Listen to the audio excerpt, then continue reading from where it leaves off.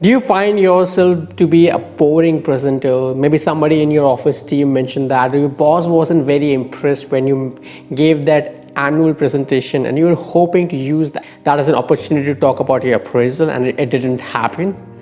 You might be wondering what you could have done better to make a better impression as a presenter and make everyone look up to you and show more appreciation, at the same time also offer you more opportunities and avenues to represent your company and yourself in more public settings, because it gives you more recognition, it gives you more brand value, and it also gives you more opportunity to network.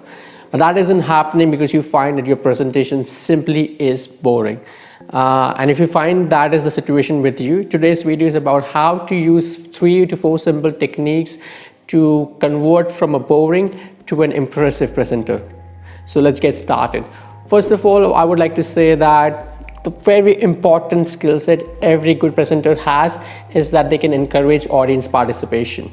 That is the must. Nobody likes a speaker who just comes out of the stage, takes up a PowerPoint and starts reading out of it. And even if your PowerPoint is extremely visual, filled with bright colors and graphics and elements, it still isn't as exciting to the audience if they are not participating into it and just be a simple audience member. You would want to encourage more and more participation from them. May it be by asking questions, because maybe audience may not always be energetic or enthusiastic about being forward. So you have to take that extra step and ask for questions, or look for clarifications, or even solicited feedback on different components of your thoughts and ideas. You don't have to ask how am I presenting, but you can take feedback on the ideas you are presenting and let people know if they have any concerns or curiosities about what you have been explaining it to them. And finally, you can always take something as simple as polls and surveys. There are many tools available these days. If you're in an online setting, you can always use the poll option by Zoom. Otherwise, there are tools such as Mentimeter, which allows for interactive polling in a very easy format. And if that is not working, then we all have our old golden Google Docs. So you could use those to take up surveys and polls and like people's opinion, and that is also a very easy way, because it doesn't allow people to speak up, and sometimes people will not want to speak but they just feel intimidated by sitting in a group setting. So using these surveys and polls is an easier option for them to share their thoughts, but at the same time they are feeling more invested and incorporated into the presentation.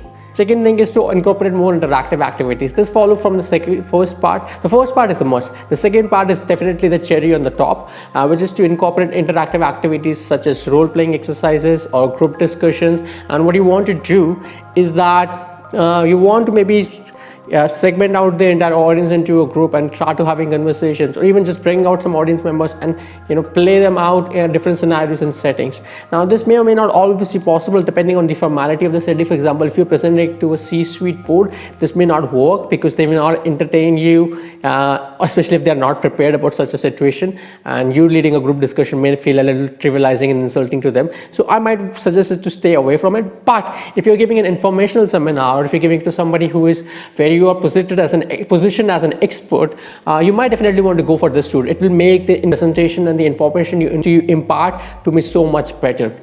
Third, be prepared to adapt to different settings. I mean, it's entirely possible that on the day of the presentation, the audio is not playing, or the internet connectivity is not good, so the YouTube video is not loading, or maybe some other technical issues, or maybe the venue has changed and the room is no longer as large and as soundproof as you expected. So you might have to adapt to different presentation challenges that might come around impromptu. And also have to make sure that these things do not throw you away. You're still in command of your presentation. You're so well prepared. As I say, preparation is the key for a good speaker, a good presenter, generally a good leader. So you want to make sure that you're prepared, that you're so thorough that these distractions don't throw you away, but you also incorporate so that you don't only survive but also thrive the changes that happen.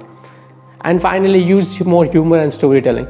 Now, humor seems to be that double-edged sword for a lot of people, but if you do not go for a George Carlin cut and dry humor or Jerry Seinfeld humor, but a bit more witty and sarcastic humor, depending on the circumstances, it can come out very well. If you're interested, we can make an entire video about how you can use humor in the professional and formal settings.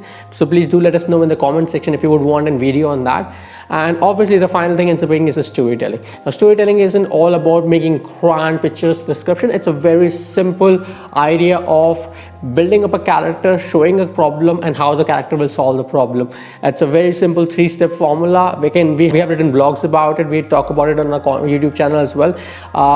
But if you want, we can make a specific video on using storytelling in corporate setting. But you can definitely use these storytelling ideas to make your message more powerful and impactful. So I hope you found this video useful, and if you enjoyed it, please hit the like button and share it with your friends, family and colleagues. And please let us know in the comment box what do you think of today's video, and I look forward to meeting you in another video. Have a great day.